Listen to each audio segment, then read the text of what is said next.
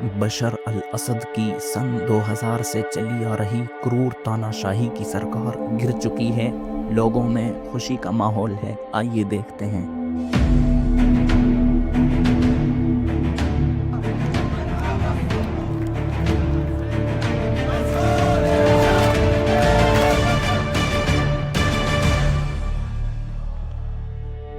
Syria दुनिया का वो हिस्सा जहां इंसानियत के लिए सबसे बड़ा सवाल बन गया है।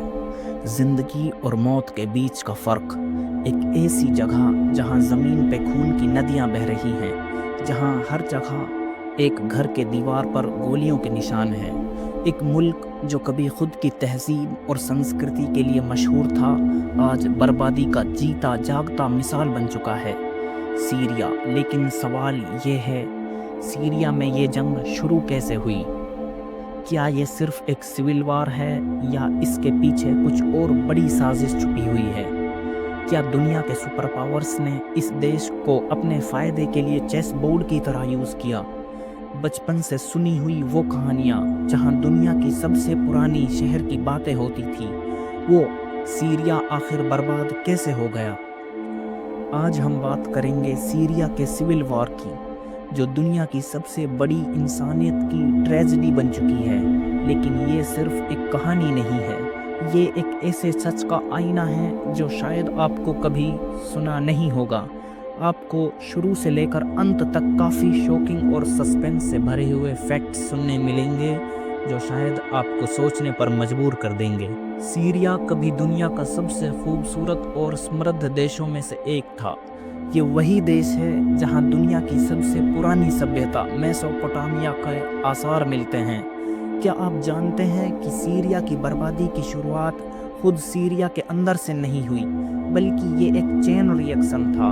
अरब स्प्रिंग में तुनीसिया से शुरू हुआ था। एक आम आदमी की आवाज़ जो तुनीसिया में उठी, वो धीरे धीरे पूरी अरब दुनिया में एक आंदोलन बन गई। सीरिया में यह आंदोलन एक समर्थन के साथ शुरू हुआ, लेकिन कुछ ही वक्त बाद इसने एक खतरनाक मोड़ ले लिया। सवाल ये है कि सीरिया में बशर अल असद का रहना कंट्रोवर्शियल है। बशर जो एक ट्रेंड डॉक्टर थे, उन्होंने पॉलिटिक्स अपने पिता हाफिज अल असद के गुजरने के बाद संभाली, लेकिन उनका राज लोकतंत्र से ज़्यादा एक डिक्टेटरशिप बन गया। जिस मुल्क में लोगों को आज़ादी की उम्मीद थी, वहाँ डर और दर्द का माहौल बन गया। 2011 में कुछ स्कूल के बच्चों ने एक एंटी गवर्नमेंट क्राफ्ट लिखा। आपको लगेगा ये एक छोटी सी बात है, लेकिन एक छोटी सी बात ने पूरे देश को आग के दलदल में धकेल दिया। उन बच्चों को अरेस्ट किया गया, उनको टॉर्चर हुआ और लोगों का गुस्सा फूट पड़ा। ये था सिविल वॉर का आगाज। सीरिया की जंग सिर्फ एक सिविल वार नहीं है, ये दुनिया के बड़े देशों का एक चेस बोर्ड बन चुका है।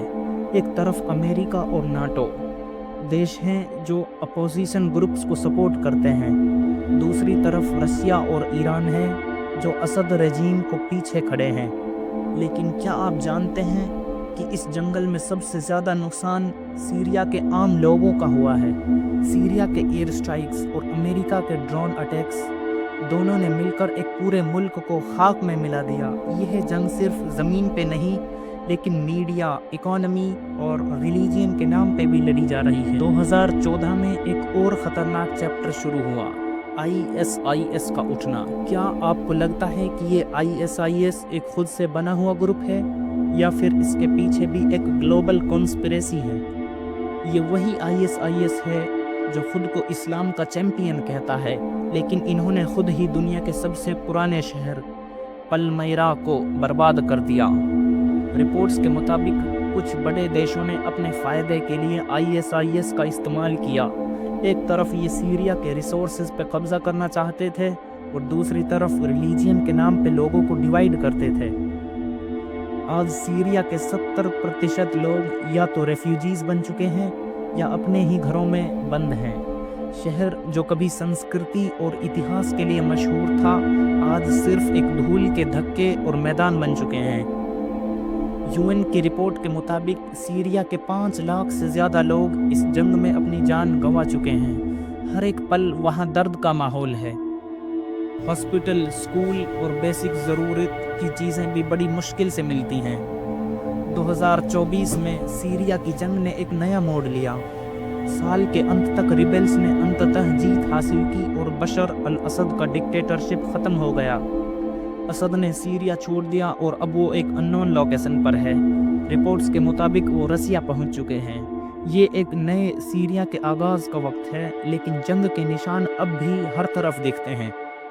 ریبلز کی جیت کے بعد سیریا میں نئے لوکتنتر کی استھاپنا کی تیاری ہو رہی ہے، لیکن نئے شاسن کے سامنے ایک بڑی چنوتی ہے: دیش کو پھر سے کھڑا کرنا اور لوگوں کا بھروسہ جیتنا۔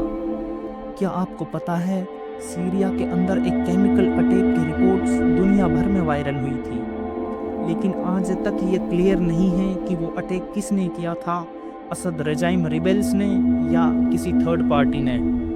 سیریا کے آئل فیلڈز کا 80% کنٹرول IS کے پاس تھا ایک سمے پہ، لیکن بعد میں یہ کنٹرول بڑے گلوبل پلیئرز کے ہاتھ میں چلا گیا۔ یہاں کی کلچرل ہیریٹیج سائٹس کو لوٹ کر انہیں بلیک مارکیٹ میں سیل کیا گیا اور اس میں بڑے بڑے انٹرنیشنل مافیا انوالو تھے۔ سوال یہ ہے کہ سیریا کے فیوچر کا کیا ہے؟ ایک ملک جو اتہاس کے لیے مشہور تھا، کیا پھر سے کھڑا ہو پائے گا یا پھر ایک گلوبل پولیٹکس کا ہمیشہ کے لیے ایک پون بن کر رہ جائے گا؟ یہ آپ کے اور ہمارے جیسے لوگوں کی ذمہ داری ہے کہ ہم ایسے سچ کو سمجھیں اور انسانیت کے لیے کھڑے ہوں۔ سیریا کی کہانی صرف ایک ملک کی بربادی کی کہانی نہیں ہے، یہ ایک سبق ہے کہ کس طرح سے پولیٹکس، پاور اور گریڈ ایک پورے دیش کو برباد کر سکتے ہیں۔ آج جو سیریا کے ساتھ ہو رہا ہے وہ کل کسی اور کے ساتھ بھی ہو سکتا ہے۔